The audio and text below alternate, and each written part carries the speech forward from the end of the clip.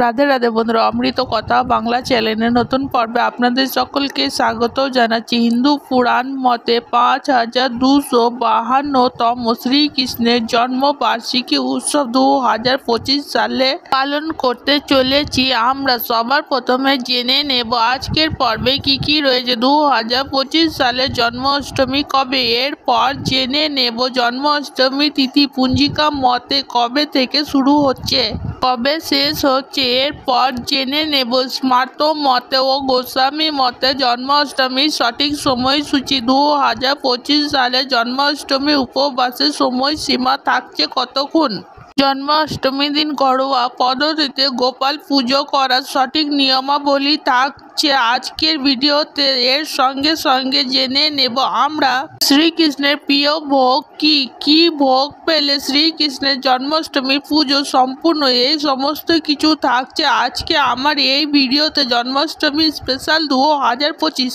তার সঙ্গে জেনে নেব জন্মাষ্টমী অষ্টবিধির নিয়ম কি, এই অষ্টবিধির নিয়ম পালন করলে শ্রীকৃষ্ণের কৃপায় সমস্ত রকমের রোগ দুর্ভোগ এবং আর্থিক সংকট দূর হবে, সাংসারিক জীবন হবে আপনার আনন্দময়। তাহলে চলুন আর দেরি না করে জয় শ্রীকৃষ্ণের জয়, জয় গোপালের জয় বলে আজকের এই স্পেশাল 2025 সালের জন্মাষ্টমী স্পেশাল পর্বটি শুরু করা যাক। আর অবশ্যই যারা নতুন আমার অমৃত কথা বাংলা চ্যানেলে তারা অবশ্যই চ্যানেলটিতে লাইক কমেন্ট শেয়ার করবেন এবং সাবস্ক্রাইব করতেও ভুলবেন না। ধার্মিক নোটিফিকেশন ঘন্টাটি বাজিয়ে দেবেন। জয় রাধে।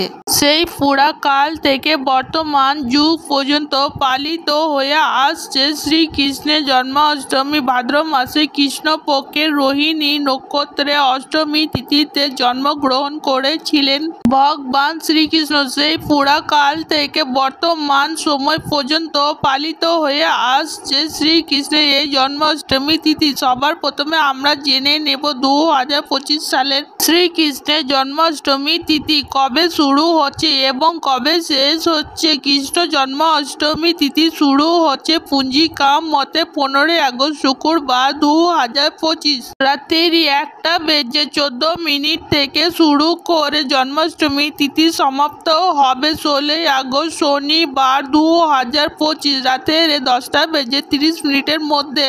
এবারে আমরা জেনে নেব জন্মাষ্টমী অষ্টমী তিথি স্মার্ত মতে কবে শুরু হচ্ছে, কবে শেষ হচ্ছে। জন্মাষ্টমীর অষ্টমী তিথি স্মার্ত মতে শুরু হচ্ছে 15 আগস্ট 2025 দুপুর 3:25 থেকে এবং জন্মাষ্টমী তিথি সমাপ্ত হবে 16 আগস্ট 2025 দুপুর 1:04 মধ্যে। এরপর আমরা জেনে নেব গোস্বামী মতে জন্মাষ্টমীর সময়সূচি কি হতে চলেছে। জন্মাষ্টমী তিথি গোস্বামী মতে শুরু হতে চলেছে 16 আগস্ট 2025 12:43 পর থেকে। এই জন্মাষ্টমী তিথি অষ্টমী তিথি সমাপ্ত হতে চলেছে 17 আগস্ট 2025 সকাল 10:45 মধ্যে। গোস্বামী মতে জন্মাষ্টমীর পুজোর ক্ষেত্রে রোহিণী নক্ষত্রের যোগ অত্যন্ত গুরুত্বপূর্ণ, তাই অবশ্যই রোহিণী নক্ষত্রের সময়সীমা আমরা জেনে নেব। রোহিণী নক্ষত্র যোগ শুরু হচ্ছে 15 আগস্ট 2025 বিকেল 4:30 পর থেকে। রোহিণী নক্ষত্রের যোগ সমাপ্ত হবে 16 আগস্ট বিকেল 6:30 মধ্যে। এরপর জেনে নেব 2025 সালে জন্মাষ্টমী ব্রত এবং উপবাসের সময়সীমা কতক্ষণ। যারা 15 আগস্ট মধ্যরাত্রিতে পুজো করবেন অর্থাৎ নিশি পালন করবেন তারা 15 আগস্ট ভোরবেলা থেকেই উপবাস শুরু করবেন। তারপর যখন পুজো হয়ে যাবে তারপর চরণামৃত খেয়ে নিজের উপবাস ভঙ্গ করতে পারবেন। কিন্তু যারা 16 আগস্ট পুজো করবেন তারা সকালবেলা থেকেই উপবাস শুরু করবেন এবং 16 আগস্ট যখন পুজো সম্পূর্ণ হবে তারপর চরণামৃত খেয়ে নিজের উপবাস ভঙ্গ করতে পারবেন। পঞ্জিকা মতে আমরা জেনে নেব জন্মাষ্টমী ব্রতের কি কি উপকরণের প্রয়োজন হয়। দুধ, দই, মধু, ঘি, গঙ্গা জল, তুলসী পাতা এবং তার সাথে তুলসী মঞ্জুরি। গোপালের জন্য নতুন বস্ত্র ও পৈতে চন্দন বাটা অর্ঘ্য, ডাবের জল, অঙ্গর শীষ, ডাব, ঘট, কলা পাতা, ফুল, সাধ্যমতো ফল এবং নৈবেদ্য। এরপর আমরা জেনে নেব জন্মাষ্টমী ব্রত পালনের ঘরোয়া নিয়ম। সবার প্রথমে সঠিকভাবে গোপালকে ঘুম থেকে তুলবেন। সকালবেলায় শুচি সিদ্ধ হয়ে শুদ্ধ বস্ত্র পরিধান করে গোপালের গায়ে স্পর্শ করবেন। এবারে গোপালকে স্নান করানোর বিধি করবেন। এরপরে সবার প্রথমে ঘৃত পঞ্চামৃত দিয়ে অভিষেক করাবেন। সবার প্রথমে একটি পাত্রের মধ্যে গোপালকে রাখবেন, রেখে ঘৃত দিয়ে সুন্দরভাবে নিজের সন্তানের মতো আপনি গোপালের সেবা করবেন এবং ঘৃতর পরে মধু দেবেন এবং মধুর পরে দই দিয়ে খুব সুন্দরভাবে যত্ন সহকারে গোপালকে সেবা করবেন। মনে ভক্তি থাকলে আপনি জল দিয়েও গোপালকে সেবা দিলে গোপাল তাতেই খুশি হবে। গোপাল যে আমাদের ঘরে ছেলে, এরপর দুগ্ধ দিয়ে আমরা অভিষেক করব।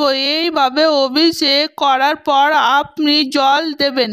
জল দিয়ে অভিষেক করার পর গোপালকে শুকনো করে মুছে এরপরে বস্ত্র পরিধান করাবেন। এবার গোপালকে নিজের কোলে তুলে নিজের শাড়ির আঁচল দিয়ে মুছিয়ে দেবেন।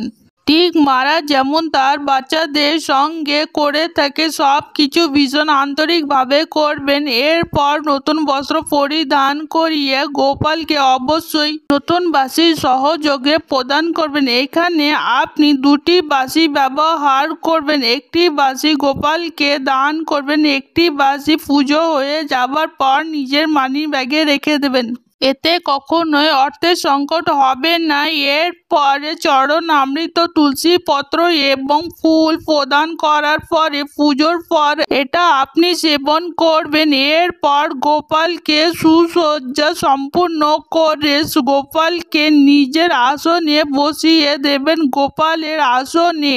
তারপর অবশ্যই সেখানে ময়ূরের পালক দেবেন। এইভাবে আপনাকে গোপালের পুজো অতি সহজ, সরল এবং ঘরোয়া পদ্ধতিতে সম্পূর্ণ করবেন। অষ্টবিধির নিয়ম কি? গোপালের পুজো করলে সমস্ত রকমের সংকট থেকে রক্ষা করে শ্রীকৃষ্ণ। শ্রীকৃষ্ণ আমাদের ভরসা, শ্রীকৃষ্ণ আমাদের আশা, আর এই আশাতেই সম্পূর্ণ গোটা পৃথিবী চলে। আমরা জানি পরম পিতা পরমেশ্বর হলেন আমাদের শ্রীকৃষ্ণ এবং তারই আশীর্বাদে এই বিশ্ব ব্রহ্মাণ্ড চলছে। তাই এই অষ্টবিধির কিছু নিয়ম রয়েছে, সেগুলি চলুন জেনে নেওয়া যাক, যেগুলি আমরা জন্মাষ্টমীর দিন পালন করব। সম্পূর্ণভাবে রোগ, শোক, দুঃখ এবং দুর্দশা জ্বালা থেকে মুক্তি লাভ করতে পারবো। সমস্ত রকমের সংকট হরণ করে নেবেন স্বয়ং শ্রীকৃষ্ণ। সবার প্রথমে এই দিন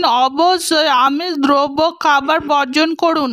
দ্বিতীয়, এই দিন অবশ্যই শ্রীকৃষ্ণের প্রিয় গোমাতাকে ভক্ষণ করাবেন। আপনাদের সাধ্যমতো গোমাতার জন্য খাবার প্রদান করবেন। তৃতীয়, এই দিন আপনি প্রদান করুন নিজের সাধ্য মতো যা পারবেন অর্থ, অন্ন এবং খাদ্য।